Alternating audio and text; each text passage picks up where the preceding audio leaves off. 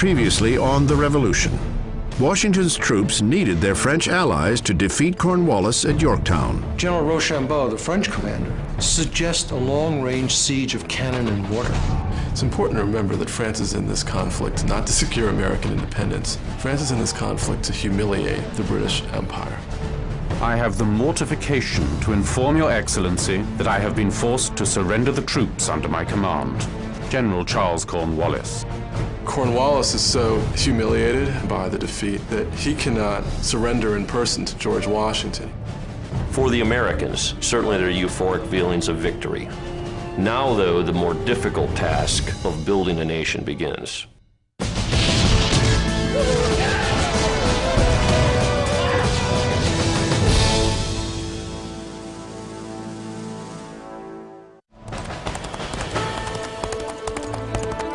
October 1781. Tench Tillman, George Washington's aide, rides non-stop for 4 days and nights to bring glorious news from Yorktown, Virginia, to the Continental Congress in Philadelphia. The Americans have decimated Britain's Southern Army and forced the surrender of its best general, Charles Cornwallis. This was a huge victory, over 7,000 people taken prisoner. There are great celebrations, illuminations, they call them, fireworks, ringing of bells, and so on.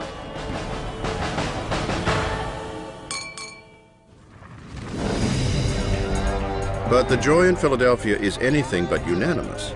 Loyalists face a different kind of illumination. They would not have imagined this house to be illuminated last night, but it was. A mob surrounded it, broke the shutters and the glass of the windows, and were coming in. It was the most alarming scene I ever remember. Anna Rahl, Loyalist daughter. Paris, November 19th. A month later, as fast as 18th century news can travel, a midnight message is delivered to Benjamin Franklin with the news of Yorktown. Franklin has been in France for 5 years to secure and hold on to French support. At long last, victory and peace may be at hand. London, 6 days later. Ironically, the British are the last to know. Prime Minister Lord Frederick North gets the dreadful news by way of a French source. "My God," he cries, "it's all over." The news stuns England. The last anyone had heard, Cornwallis, one of Britain's most able generals, had marched his army from Charleston to Virginia uncontested. There's been no warning that such a profound defeat was even possible. Capture of Cornwallis comes as a nasty shock. Britain's not supposed to lose. And it's not supposed to lose to its own people, to its own colonists. King George III has no intention of surrendering any part of his empire. He prepares a speech to steel the spine of Parliament. The late misfortune calls loudly for your firm concurrence and assistance. I have no doubt but that by the support of my Parliament, by the valor of my fleets and armies, and by a united exertion of my people, I shall be enabled to restore the blessing of a safe and honorable peace to all my dominions. King George III. In New York, Britain's man in charge of the American war is still General Henry Clinton. His failure to reinforce Cornwallis at Yorktown has made his troubled command unbearable. I am fairly worn out. For God's sake, let me return to my little family while I have something of life left. General Henry Clinton. Henry Clinton makes a willing and ready scapegoat for this debacle. He has very few friends, legions of enemies. So back in England, immediately there are renewed calls to bring this war, at least against the Americans, to a speedy conclusion. While London weighs its next move, it orders Clinton to maintain all positions on the Atlantic seaboard. The British still have 12,000 troops in New York, 5,000 in Charleston, South Carolina, and over 1,000 in Savannah, Georgia. The Britain still has substantial forces in North America. So no one is under any illusion that the war is over. Up in New Windsor, New York, Continental Commander George Washington has brought his 10,000-man army 60 miles up the Hudson River from New York to contain Clinton and his army. Washington's troops may be savoring their victory at Yorktown, but the general himself is not yet ready to celebrate. Because there is this exuberant feeling of victory, that the Americans have won this great victory, a lot of the American soldiers at this point are inclined to hang them up and head back home and return to the business of peace. But the war is not yet over, and Washington recognizes this.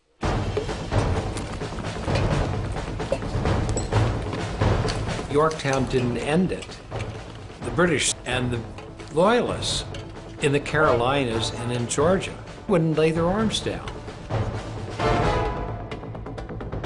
Once again, it falls to Rhode Island General Nathaniel Greene, Washington's second in command, to continue his guerrilla war in the South. With only 1,000 men, Greene cannot hope to capture Charleston or Savannah, but he relentlessly attacks British outposts in the Carolina and Georgia backwoods, forcing British soldiers back to the cities.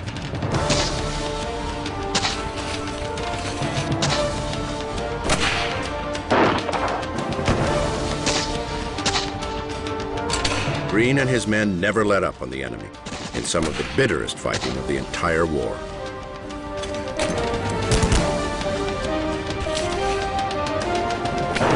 The fighting in the backcountry is continuing. There's fighting on the frontier and then skirmishing in other places. There are more American deaths at the end of the war than at the beginning. The war is not necessarily over.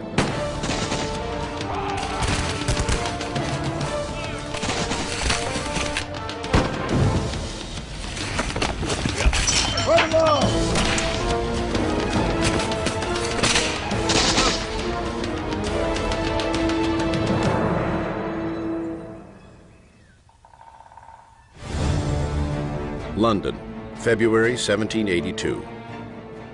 The war in North America may not be over, but it has grown increasingly unpopular with England's people and politicians. The feeling among almost everyone is Cornwallis has been captured. This war has been expensive. It's been ruinous in terms of the loss of men. It's drawn us into a fight where we have no friends, no allies in Europe or anywhere else. Parliament's war opponents are determined to quit North America. They introduce a motion that the war in America be brought to a close. Initially, the motion is defeated by 1 vote. But in a revote 3 days later, it carries by 19, effectively ousting Lord North and his pro-war regime.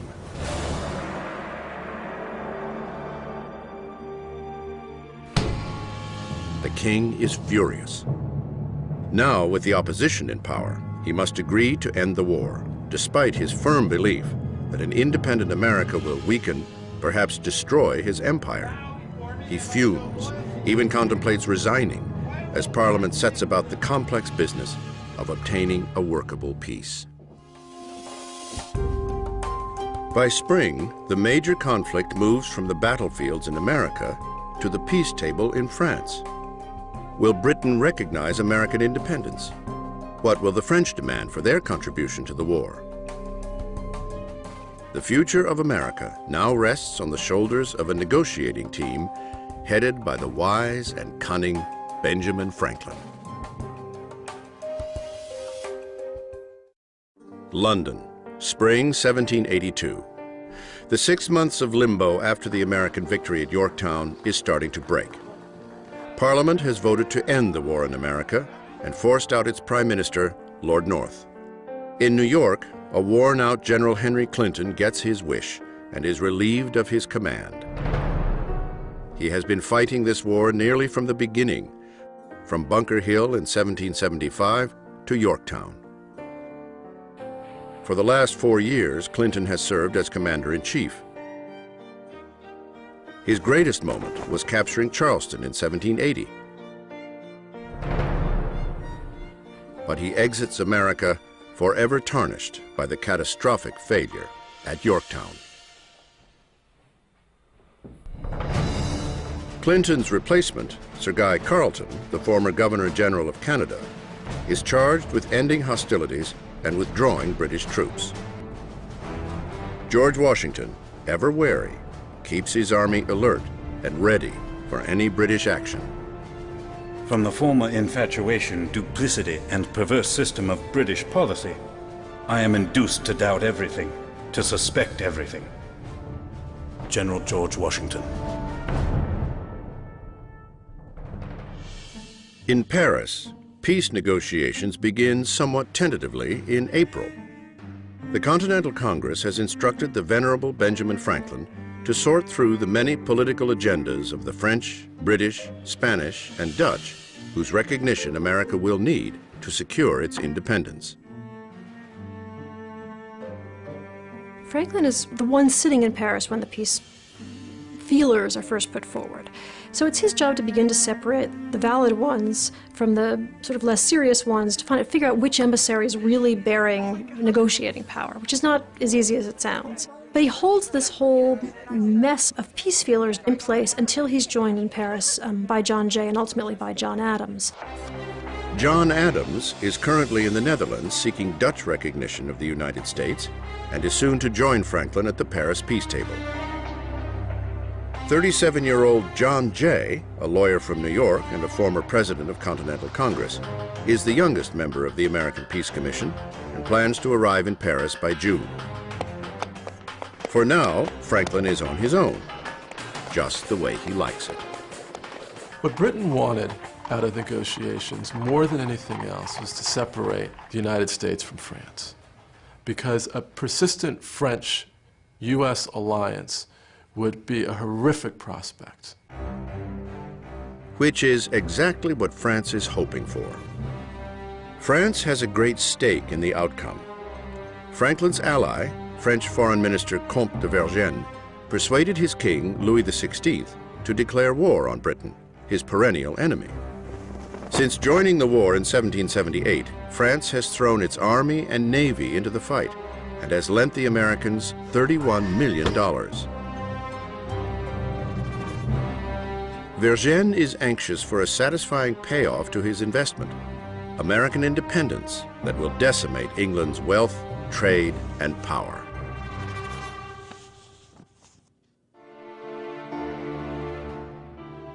The Continental Congress has ordered Franklin to operate under the guidance and instructions of the French court. Over the next several months in Paris and Versailles, the old chess master takes care with every move. Franklin knew that the cardinal rule of diplomacy was never to speak unless you absolutely had to. The patience of an old man, coupled with the fact that he's naturally taciturn, makes him an enormously shrewd diplomat. Innumerable issues need to be ironed out with the British. The big one, of course, is independence. But there are other crucial items for both sides. Terms of trade, fishing rights off the coast of Canada and on the Mississippi River, payment of pre-war debts. Who owns what North American territory outside the previous colonial borders? But no issue is more sensitive than the fate of the Americans who sided with the British. The Loyalists. There was a great sense of obligation to the American Loyalists. And there was a sense that having expended so much effort and drawn the Loyalists into public professions of allegiance, Britain couldn't simply abandon their flesh and blood this way. They have to be evacuated because they fought on the wrong side. They see no life left for them. Who knows? Their land is going to be confiscated probably. They may well be killed for fighting on the wrong side. July 1782, Savannah, Georgia. With hostilities brought to a halt by the peace talks, the exodus begins for those no longer welcome. Sir Guy Carleton, Britain's commander-in-chief, orders the evacuation of Savannah. As 1,000 British troops sailed for New York to join the main army, 2,500 white loyalists and 5,000 black slaves who joined the British set sail for British-controlled territory in Florida and the West Indies. A month later, in Charleston, South Carolina, the British post a general notice promising transport out for those who cast their lot with the Crown. By the end of the year, Charleston will see 126 ships carry nearly 12,000 people, white and black, to Florida, the West Indies, New York, and England. Whatever their uncertain future, they are almost certain to fare better than the Loyalists who stay behind. October 1782. John Adams finally arrives in Paris, a commercial treaty with the Dutch in hand. The peace talks begin in earnest. Franklin has prepared the ground for the younger, more aggressive Adams and John Jay to take over the reins. With their wildly different personalities, these three make a brilliant, though less than harmonious team. Adams mistrusts Franklin's reserve, which he interprets as devious. And Adams' intensity rubs everyone the wrong way. Jay insists that American independence be a non-negotiable precondition to any serious talks. I think the United States were fortunate in having negotiators who had spent a fair amount of time in Europe, who were the intellectual peers of the men that they would be dealing with, and were unusually sly and wily people. Jay and Adams trust no one to look after United States interests, including their French allies. Defying Congress's orders, they cut the French out of the process and deal only with the British. In the end, the three men work quite brilliantly together and pull off terms that are so extravagantly great for America that essentially the French will be reeling. How did these babes in the woods manage to pull this off? The French, to put it mildly, are outraged. Without them, the revolution would have surely failed. Yet these upstarts have dared to exclude them. We have essentially violated our contract with the French. And the French feel, understandably, cheated, traduced. Those treacherous Americans, we knew we couldn't trust them in the first place. It becomes Franklin's job to not only repair the insult, but to extract yet another loan from France's depleted treasury. He goes off to see the French foreign minister, the Count de Vergennes, and says to him two things. First of all, we're babes in the woods. We made a mistake. We didn't know how to do this properly, which of course was completely the opposite of the truth. And secondly, the British really would like to divide us. They love the idea that they've divided us. Let's not give them that satisfaction. He does that masterfully, as only Franklin could have. He's extremely subtle. And Vergennes is dumbstruck by this speech, but really can't do anything about it, and essentially jumps on board. On November 30th, the British sign a tentative agreement that for the first time acknowledges the former colonies as the United States of America. Almost all of its provisions prove favorable to the Americans. Britain will recognize the 13 free and sovereign states. The states get guaranteed fishing rights off of Newfoundland. The western boundary of the United States will be defined by the Mississippi River, with navigation and fishing rights shared by America and Britain, but not France or Spain. The provisional treaty is sent back to America for approval. Parliament hoped to make a generous peace that would create goodwill in the United States, and the United States emerged from the peace conference with far more than they could have had right to expect. But even among the winners of this generous peace, there are losers. Many Americans will soon find out they have been left out. As the war with Britain draws to a close, discontent within the new nation threatens its very survival. Winter 1783. A year and a half after the climactic Battle of Yorktown, General George Washington is still waiting for an end to the war. A provisional treaty has been signed. Hostilities have all but ceased, but an official peace is not yet declared. With too much time on their hands and nothing to do but drill, discontent festers. At the New Windsor, New York encampment, mutiny is once again in the air. The officers of the Continental Army were extremely frustrated. Peace negotiations were dragging on. Congress had promised them officers' pensions years ago. They had still not approved that. There was months of back pay they were owed that had not been collected. They were enraged. Though they're on the verge of going home, furious officers threaten not to disarm until Congress honors its financial obligations to its fighting men. It was not outside the realm of feasibility that the Army might have in fact marched on Philadelphia and tried to depose the government. March 15th, Newburgh, New York. Hundreds of officers assemble at a meeting hall near the camp. A coup against Congress is becoming a serious threat. They pile in and they jam the hall. It's an airing of grievances. It's pretty obvious that they're going to decide to march on Congress and force the end. And Washington has a dilemma. He's the commander of the army. He has to defend Congress against his own men. How can he do that? They're mad at him. He hasn't helped them in this. He said he would and nothing has happened. He told them that things take time. The wheels of Congress move slowly. They didn't want to hear that. So they're angry at him. All of a sudden, as the meeting starts, the commander-in-chief arrives, alone. He walks to the front of the hall and he makes a speech. As I have never left your side one moment, as I have been the constant companion and witness of your distresses, it can scarcely be supposed at this late stage of war that I am indifferent to its interests.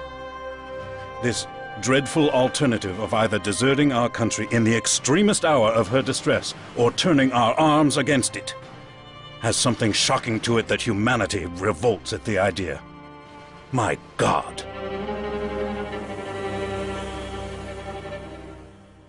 He says wonderful things, but the speech goes over like lead. Then he says he's going to read a letter from a member of Congress to add to what he has to say. He picks up the letter. He can't read the letter. He takes out his glasses and he tells the men that I've got to read this letter with my glasses because, like you, in addition to growing gray, I have gone blind in the service to my country.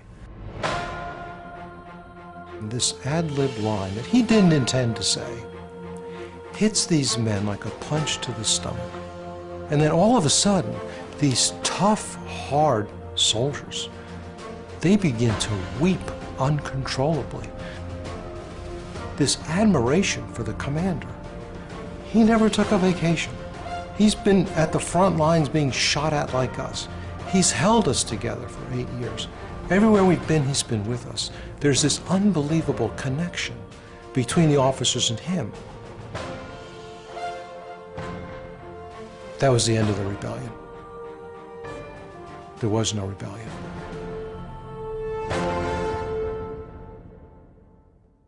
I think that moment in 1783 is one of the great moments in American history, and Washington at his finest. It was a moment of real danger. Americans had always suspected a standing army, suspected what it might do, suspected that it might actually take power. And this is the moment where it might actually have occurred. A month later, in April, Congress receives England's official declaration to end all hostilities. One after another, the European countries have recognized the United States of America as a sovereign nation. By June, most of the Continental Army disbands, and Washington awaits the peaceful evacuation of Britain's last stronghold, New York City.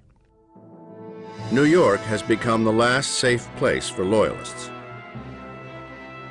As the British military prepares to leave, the city is overrun by thousands of black and white refugees who desperately need to get out. Some 100,000 blacks who had thrown in their lot with the British had been offered protection. Now the question is, will the British make good on their promise? Washington was demanding that the British restore slaves to their masters. And so there was a lot of concern. But by and large, the British didn't do that. By and large, the former slaves left America with the British. The fate of the slaves who escaped is mixed. We know that 3,000 went from New York up to Canada. A few hundred went to England. Lots of them were sent to the Bahamas and other places as slaves, and some were returned forcibly.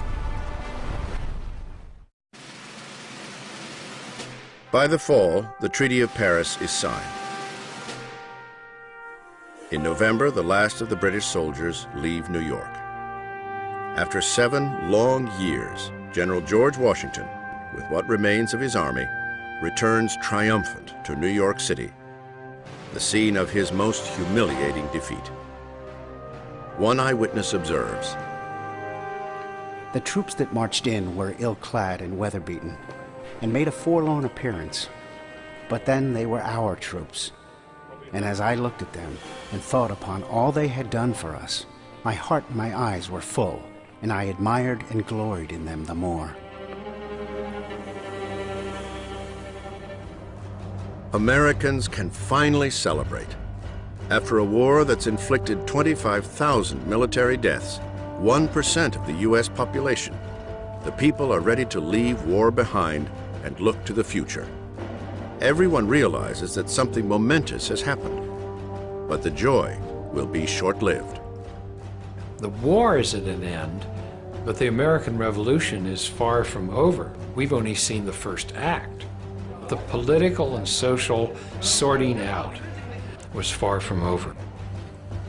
The Revolution's second act will be every bit as perilous for the new nation as the first. The war's aftermath is about to bring the fragile alliance of states dangerously close to disintegration.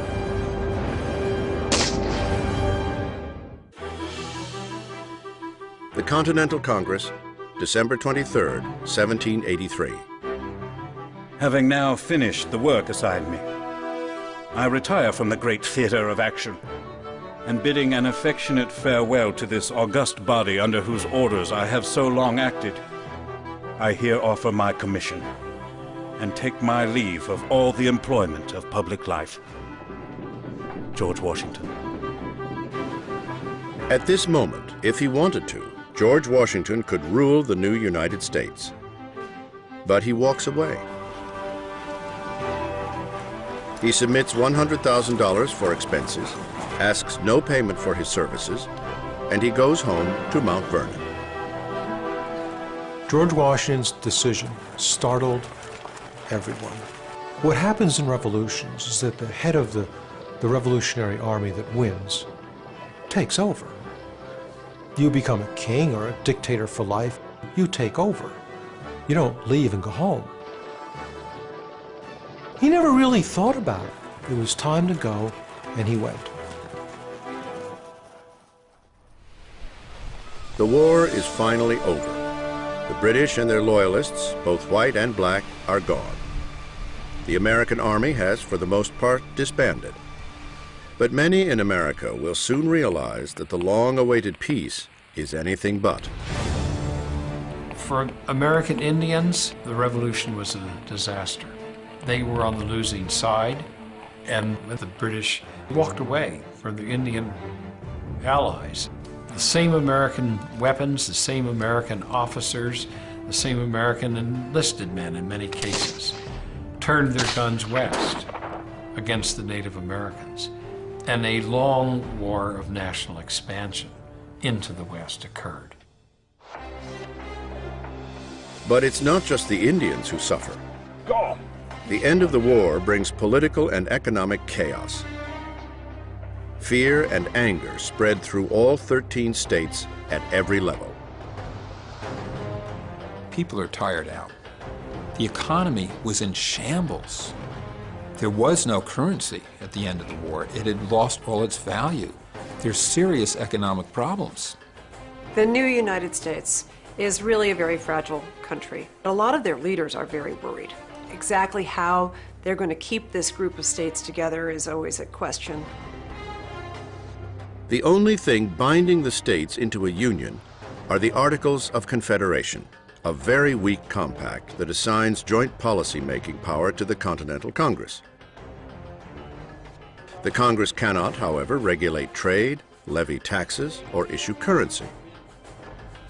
The Articles were drafted at the same time as the Declaration of Independence in 1776, but it took 5 years for the fiercely independent states to agree to even this feeble central authority. The government under the Articles of Confederation failed badly. There was no central chief executive.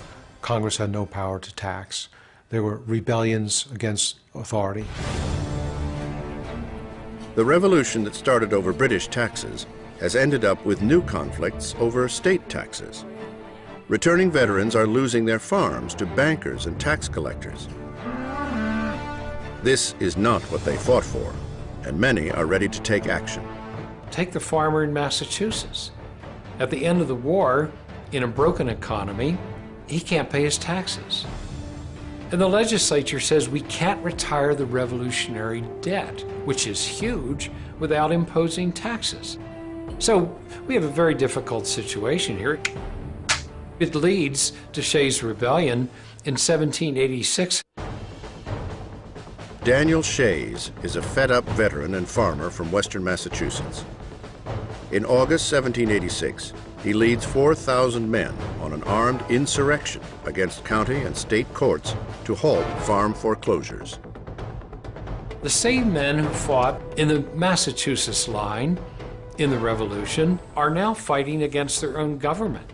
They're closing courthouses.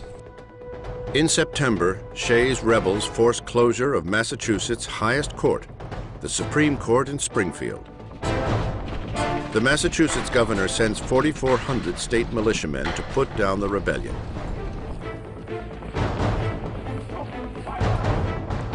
Okay, stand fast, lads. Stand fast. The soldiers easily rout Shays and his men with cannon fire and grape shot. 4 of Shays' men die, but the rebellion has made its point. The states are in chaos, and they had better unite behind some kind of central government. Fast. As a whole, this unit doesn't work yet.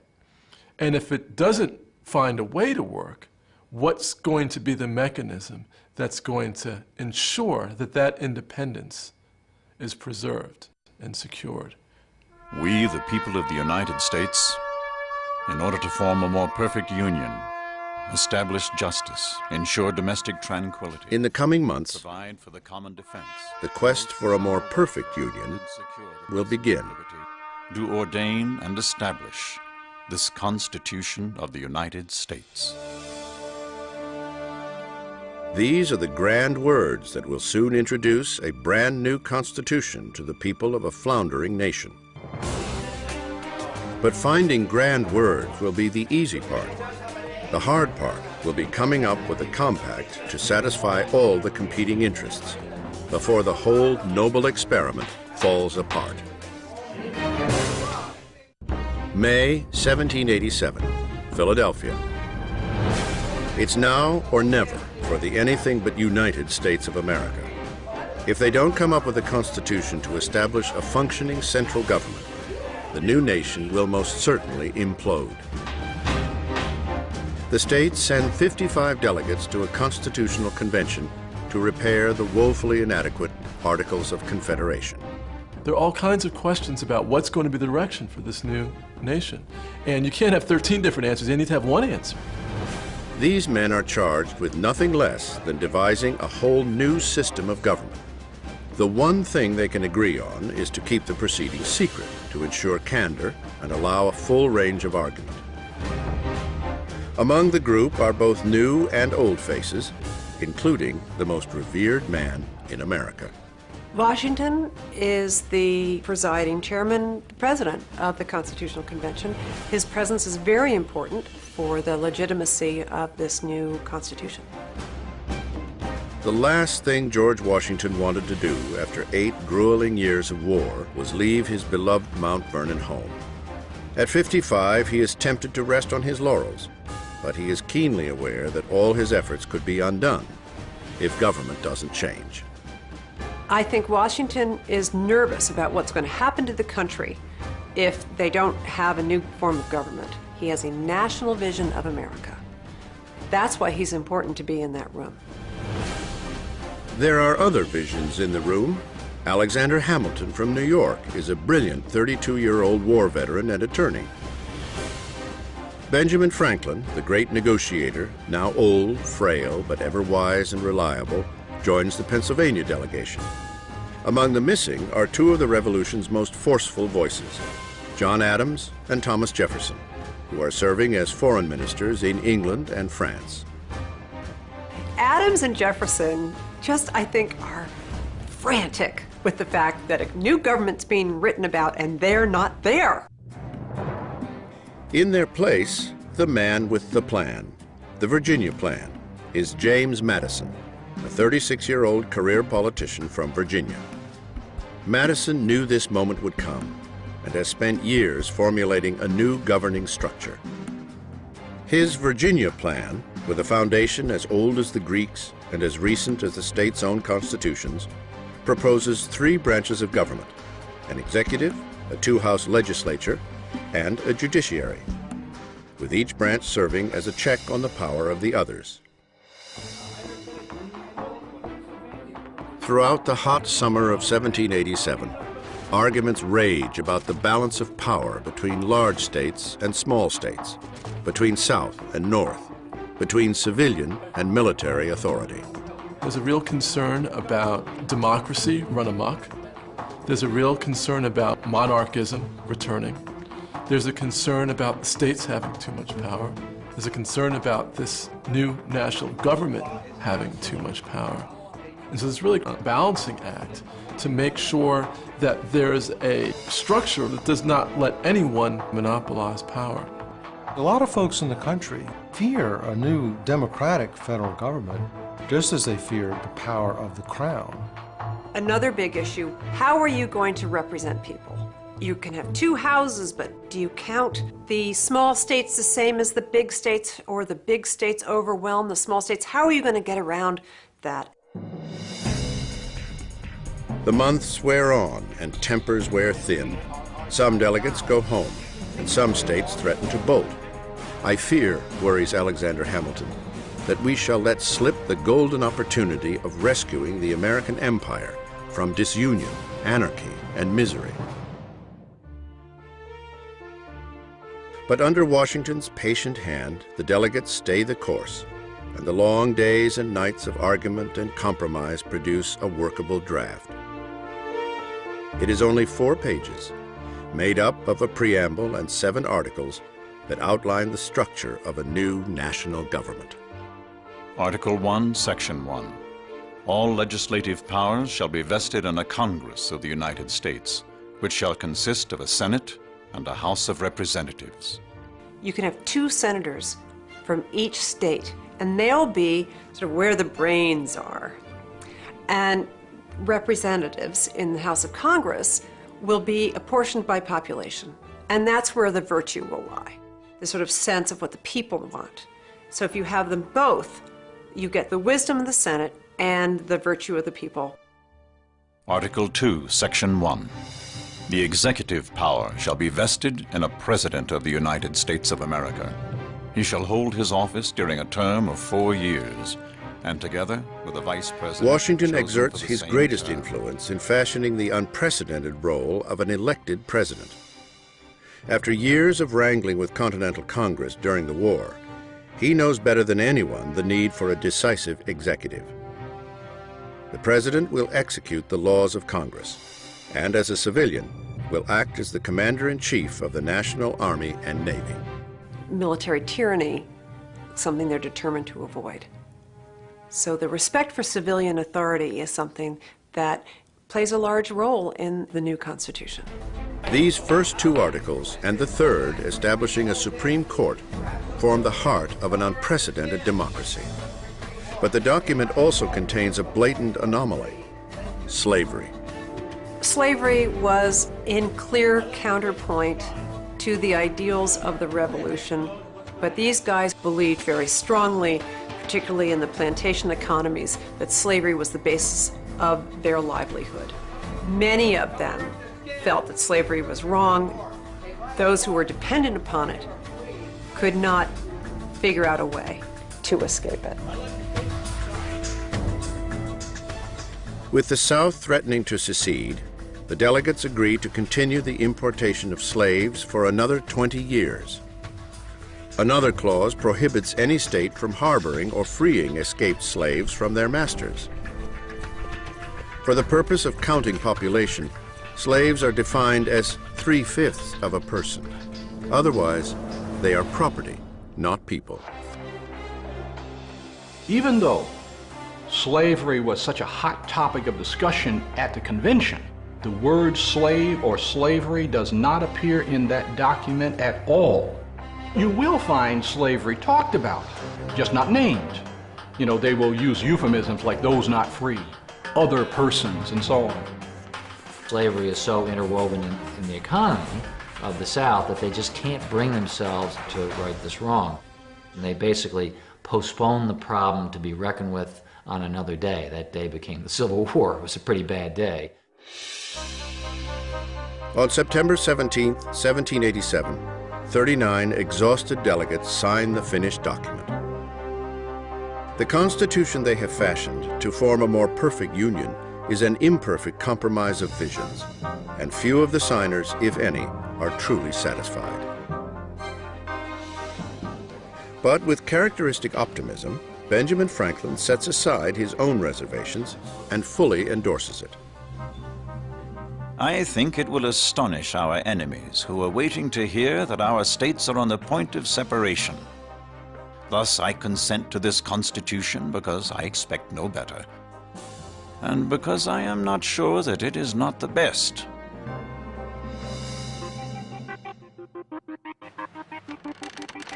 Two days later, the proposed United States Constitution goes into print. Born in secrecy, it takes the public by complete surprise. Few expected such a sweeping new form of government, but the people will study it and argue it, and soon they too will have their say. For all the talk about popular sovereignty that had gone on during the war, and that's what we were fighting for, what we come to in the end is a small group of people at the top determining what they think the fate of the nation should be, and then having to sell it as if a product to the rest. It will take nearly a year for the required 2/3 of the states to ratify this Constitution. On June 21st, 1788, it becomes the law of the land. Washington returns once again to Mount Vernon after the signing of the Constitution, hoping to live out his days there. But he knows, like virtually every other American, that when it comes time to elect the first president of the United States, it is he who will be called. He is the only person that could be the president. Nobody else could hold the United States together. Everybody trusted and admired him. Only he could do this. He feels that history is drawing him to this, that it's a destiny of some kind. In a time like no other, when history has made men and men have made history, no one more than George Washington has guided the destiny of America. Twice he has taken the stage, and twice he has left it.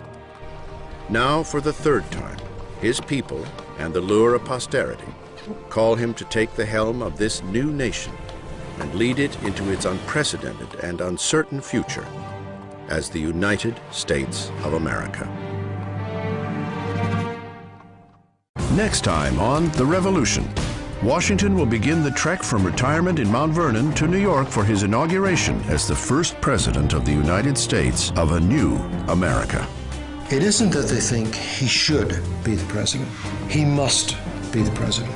His 8-day ride will take him across many of the former colonies of America.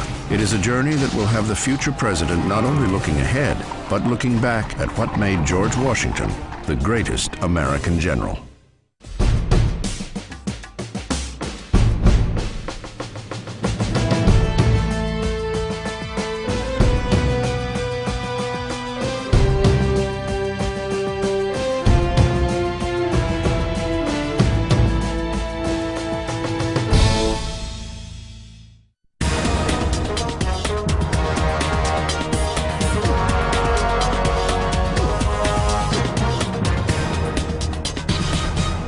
maintain all positions on the Atlantic seaboard. The British still have 12,000 troops in New York, 5,000 in Charleston, South Carolina, and over 1,000 in Savannah, Georgia. Britain still has substantial forces in North America, so no one is under any illusion that the war is over. Up in New Windsor, New York, Continental Commander George Washington has brought his 10,000-man army 60 miles up the Hudson River from New York to contain Clinton and his army. Washington's troops may be savoring their victory at Yorktown, but the general himself is not yet ready to celebrate. Because there is this exuberant feeling of victory that the Americans have won this great victory, a lot of the American soldiers at this point are inclined to hang them up and head back home and return to the business of peace. But the war is not yet over, and Washington recognizes this.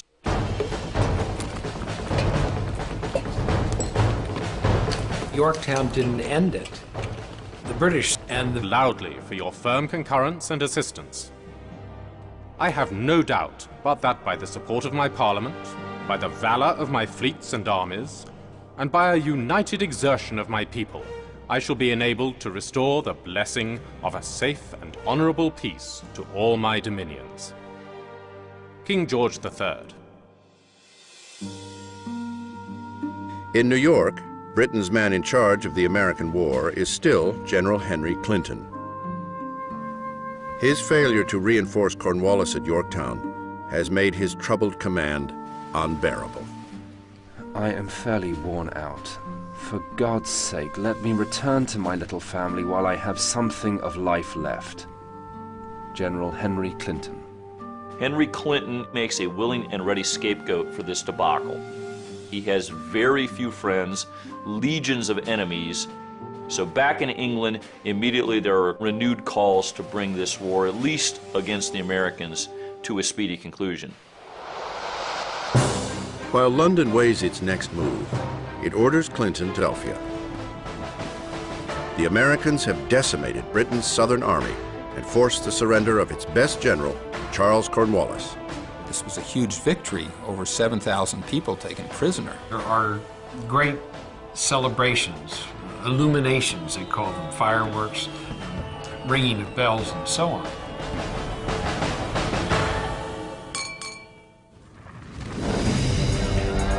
But the joy in Philadelphia is anything but unanimous.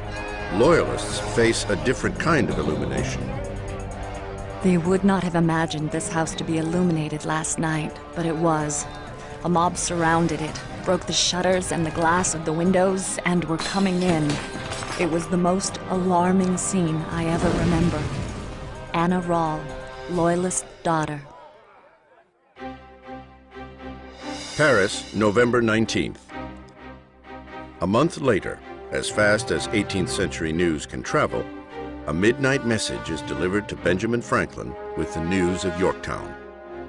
Franklin has been in France for 5 years to secure... Previously on The Revolution, Washington's troops needed their French allies to defeat Cornwallis at Yorktown. General Rochambeau, the French commander, suggests a long-range siege of cannon and mortar. It's important to remember that France is in this conflict not to secure American independence. France is in this conflict to humiliate the British Empire. I have the mortification to inform Your Excellency that I have been forced to surrender the troops under my command. General Charles Cornwallis. Cornwallis is so humiliated by the defeat that he cannot surrender in person to George Washington. For the Americans, certainly there are euphoric feelings of victory. Now, though, the more difficult task of building a nation begins.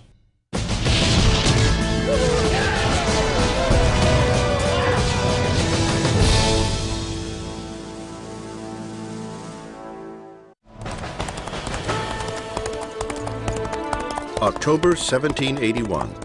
Tench Tillman, George Washington's aide, rides non-stop for 4 days and nights to bring glorious news from Yorktown, Virginia to the Continental Congress in Philadelphia and hold on to French support.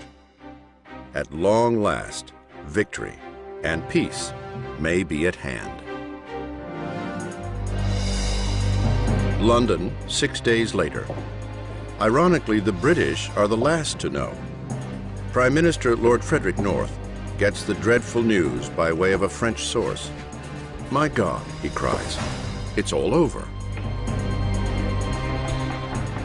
The news stuns England. The last anyone had heard, Cornwallis, one of Britain's most able generals, had marched his army from Charleston to Virginia uncontested. There's been no warning that such a profound defeat was even possible. Capture of Cornwallis comes as a nasty shock. Britain's not supposed to lose. And it's not supposed to lose to its own people, to its own colonists. King George III has no intention of surrendering any part of his empire. He prepares a speech to steel the spine of Parliament. The late misfortune calls